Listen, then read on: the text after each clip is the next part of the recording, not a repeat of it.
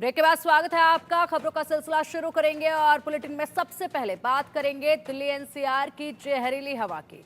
Delhi NCR में प्रदूषण का कहर लगातार जारी है। कई इलाकों में लगभग 300 AQI पहुंच चुका है। पंजाबी बाग में 296 AQI दर्ज किया गया है। बात करें अगर आनंद विहार की, तो आनंद विहार में 292 AQI है और नोएडा सेक्टर 116 में 221 AQI दर्ज किया गया है। तो AQI का जो स्तर है वो लगातार गंभीर श्रेणी में जाता नजर आ रहा है और लगातार जो सफेद कोहरे की चादर है वो सुबह सवेरे दिल्ली एनसीआर के इलाके पर देखी जाती है, जो कि जहरीली चादर है और इसी के तले लोग जो है वो सांस लेने पर मजबूर है। दिल्ली एनसीआर की जनता इसी के तले सांस लेने पर मजबूर है। ये तस्वीरें आप देख रहे हैं। अभी इस वक्त जो है सर्दी का सितम इस तरह से शुरू नहीं हुआ है जिस तरीके से ये कोहरे की चादर सुबह सवेरे नजर आती है, जो कि पूरे दिल्ली एनसीआर को अपने आगोश में लिए हुए होती है। और ये जहरीली हवा है, इसी जहरीली हवा के तले लोग सांस लेने पर मजबूर है, लेकिन कोई हल इसका निकलता नजर नहीं आ रहा है। हर साल की यही तस्वीर होती है। जब AQI का स्तर 200 के पार जाता है, 300 के पार जाता है, 400 के भी पार पहुंच जाता है और लोगों का सांस लेना दुभर हो जाता है। लंबी कतारें अस्पतालों में देखी जाती है जब लोगों को शिकायत होती है सांस लेने में, जब लोगों को शिकायत होती है आंखों में जलन को लेकर।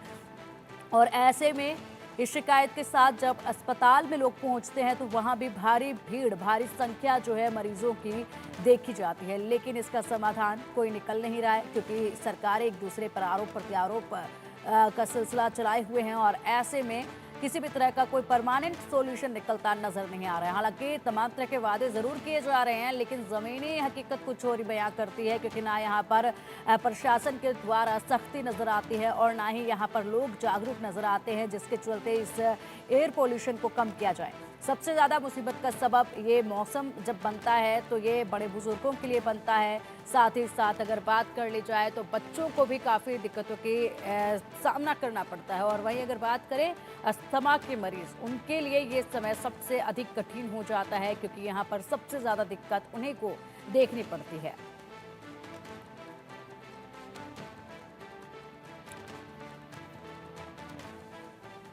और चलिए अधिक अपडेट के लिए हमारे सहयोगी हमारे साथ जुड़ गए हैं। अनिल चौधरी गाजियाबाद से जुड़े हैं हमारे साथ और आरजू सेठ दिल्ली से अपडेट हमें देंगे। सबसे पहले रुक करेंगे आरजू सेठ का, दिल्ली से इस वक्त मौजूद हैं। और आरजू देखिए, दिल्ली में ये जो समय होता है सबसे कठिनाइयों वाला समय होता है, क्योंकि यहाँ पर लोगों का सांस लेना दुभर हो जाता है। AQI जो है वो लगातार गंभीर श्रेणी में जाता नजर आ रहा है। फिलहाल आज दिल्ली में AQI क्या दर्ज किया गया है, कौन सा वो इलाका है सबसे खतरनाक जहां की जहरीली हवा इस वक्त हो चुकी है? जी देखिए पिंकी, आपको बता दें कि जो हवा दिल्ली की अभी तक खराब श्रेणी में दर्ज की जा रही थी, वो अब बेहद खराब श्रेणी में पहुंच चुकी है। यानी कि अब तक AQI जो है वो पुअर कैटेगरी में था, लेकिन आज दिल्ली का AQI जो है वो 307 दर्ज किया गया है, यानी कि वेरी पुअर कैटेगरी में पहुंच चुका है। और जैसा कि आपने भी कहा कि बेहद कठिन समय जो है वो दिल्ली वालों के लिए ये होता है, क्योंकि यहाँ अब इस समय में सांस लेना भी दूभर हो जाएगा। तस्वीरों के जरिए भी अगर आपको दिखाएं तो देखिए धूप खिली हुई है, लेकिन चारों तरफ एक धुंध है जो साफ तौर पर देखी जा सकती है। और ये धुंध है जो दिल्ली में जो पॉल्यूशन है, जो डेंजरस हवा हो चुकी है, ये उसका प्रतीक है। और साफ तौर पर सिर्फ सेंट्रल दिल्ली की मैं ये तस्वीर आपको दिखा रही हूँ, सिर्फ यहाँ का ये हाल नहीं है, बल्कि तमाम दिल्ली के ऐसे हिस्से हैं जहां पर इससे भी ज्यादा बुरा हाल इस वक्त हो चुका है। अगर बात करें 13 हॉटस्पॉट जो है वो दिल्ली सरकार की तरफ से आइडेंटिफाई किए गए हैं, जिसमें से आनंद विहार एक है, जिसमें से रोहिणी एक है, जहांगीरपुरी एक है। तो इन एरियाओं पर अगर बात करें तो कल भी हम जब आनंद विहार पहुंचे थे, काफी ज्यादा धुंध देखी जा रही थी और वहां पर AQI 400 के करीब था। तो यानी कि अंदाजा लगाया जा सकता है किस तरीके से लगातार जो हवा है दिल्ली की वो खराब होती जा रही है। और देखने वाली बात होगी, क्योंकि लगातार देखिए दिल्ली सरकार ये दावे कर रही है कि काम जो है वो किया जा रहा है, लेकिन अगर बात करें तो हर साल कुछ इसी तरीके की तस्वीर हमें देखने को मिलती है। वहीं अगर आज की भी बात करें तो आज एक और कैंपेन जिसकी शुरुआत 2020 में दिल्ली सरकार की तरफ से की गई थी, उसको एक बार रीस्टार्ट करने की बात जो है वो कही गई है। यानी कि आज ITO से रेड लाइट ऑन गाड़ी ऑफ जो है वो कैंपेन एक बार फिर से शुरू किया जाएगा। यानी कि जो भी गाड़ी चलाएगा, अगर रेड लाइट आती है तो उसको गाड़ी बंद करनी होगी। और ये एक अभियान चलाया गया है जो गाड़ी है उसके द्वारा जो पॉल्यूशन होता है उसको कम करने के लिए। तो देखिए लगातार इस तरीके के जो कैंपेन है वो पिछली बार भी देखे थे। एक कैंपेन और चलता है जिसमें ऑड इवन का फॉर्मूला अप्लाई किया जाता है। अगर समस्या इसी तरीके से बनी रही, अगर पॉल्यूशन इसी तरीके से बढ़ता रहा, तो हो सकता है एक बार फिर से दिल्ली सरकार ऑड इवन फॉर्मूला जो है वो फिर से लेकर आएगी। तो तमाम अटेम्प्ट जो है, तमाम कोशिश जो है पॉल्यूशन को कंट्रोल करने की वो की जा रही है, लेकिन इस पर नियंत्रण पाना इतना आसान नहीं हो रहा है। वहीं दिल्ली सरकार ये भी कह रही है कि उनको सहयोग भी नहीं मिल रहा है। आसपास की जो स्टेट्स हैं, हरियाणा हो, यूपी हो, उन पे जोरदार जो एलिगेशन है वो दिल्ली सरकार ने लगाए हैं कि उनकी तरफ से जो अनट्रीटेड वाटर है, अगर यमुना के पॉल्यूशन की बात करी तो दिल्ली की मुख्यमंत्री बताती है कि जो अनट्रीटेड वाटर है उसको रिलीज जो है वो यूपी और हरियाणा से किया जा रहा है, जिसकी वजह से यमुना में झाग देखा जा रहा है।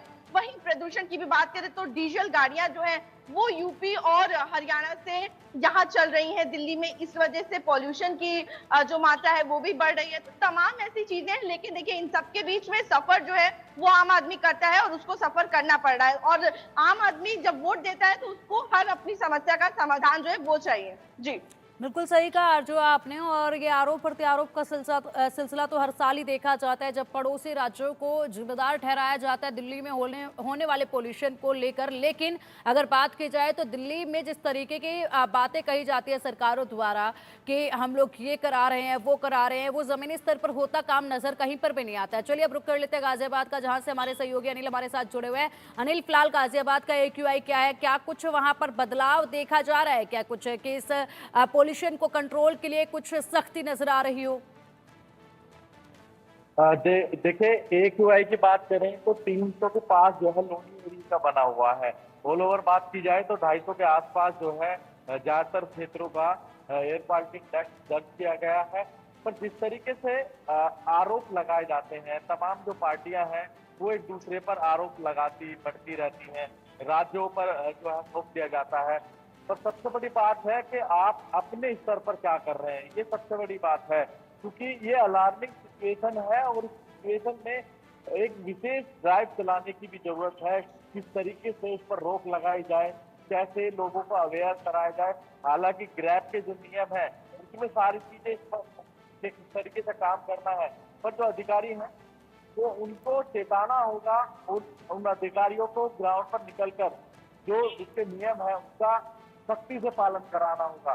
जब ही इस एयर क्वालिटी इंडेक्स पर काबू पाया जा सकता है, जो आसपास का वातावरण कैमरे में देख अच्छा किया जा सकता है। तस्वीरें मैं आपको दिखाना चाहूंगा किस तरीके की है।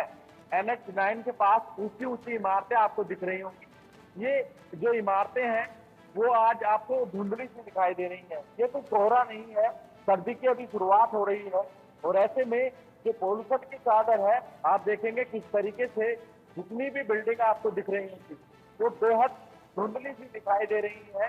ये वो पोल्यूशन की खतरनाक चादर है जो लोगों की सांसों पर सीधा सीधा अटैक कर रही है। लगातार हम ग्राउंड जीरो पर अपने दर्शकों को बताते भी हैं कि आप कौन से क्षेत्र में जाएं तो आपको क्या जो है प्रिकॉशन लेने होंगे और किन बातों का आपको ध्यान रखना होगा। क्योंकि गाजियाबाद का लोनी इलाका, जैसे कि मैंने बताया, यदि हमारे दर्शक हमें देख रहे हैं तो उनको पता होना चाहिए कौन से क्षेत्र का कितना एयर क्वालिटी इंडेक्स है। क्योंकि लोनी का इलाका बेहद खतरनाक स्थिति में पहुंचा हुआ है, क्योंकि दिल्ली को सटा हुआ है। 300 के पास जो है 305 जो है एयर क्वालिटी इंडेक्स दर्ज किया गया है। तो जो डॉक्टर्स हैं, जो स्वास्थ्य विभाग के अधिकारी हैं, उनकी तरफ से साफ तौर पे कहा गया है यदि आप इस तरीके के क्षेत्र में जा रहे हैं पहले तो अवॉइड करिए ऐसे क्षेत्र में जाने से। और जा भी रहे हैं, मजबूरी है, क्योंकि ज्यादातर लोग नौकरी पेशे वाले हैं विद्यार्थी में, तो उनको जो है मास्क लगाना बेहद जरूरी होगा और लोगों को अपने स्तर पर भी काम करना होगा। जो लगातार जो गाड़ियां चल रही हैं, जो पब्लिक ट्रांसपोर्ट का इस्तेमाल करें, लोग अपनी पर्सनल गाड़ी का इस्तेमाल ना करें, इतनी एडवाइस लगातार लोगों को दी जा रही है। लोग अब समझने भी लगे हैं कि छोटे मोटे कंस्ट्रक्शन के काम जो चल रहे थे लोग अब उनको अवॉइड कर रहे हैं और जो बड़े काम चल रहे हैं उसको लेकर अधिकारियों के द्वारा अब लगातार मीटिंग की जा रही है और एक्शन प्लान तैयार किया जा रहा है। जी। बिल्कुल। चलिए अनिल, एक पॉजिटिव जो है एक पहल नज़र आई कि यहाँ पर लोग समझने लगे हैं अब हालातों को कि किस तरीके से ये हालात अब गंभीर होते जा रहे हैं, और ऐसे में जिम्मेदारी भी जो है लोग उठाने लगे हैं। साथ ही साथ जिस तरीके से आपने बताया कि अधिकारी भी थोड़ा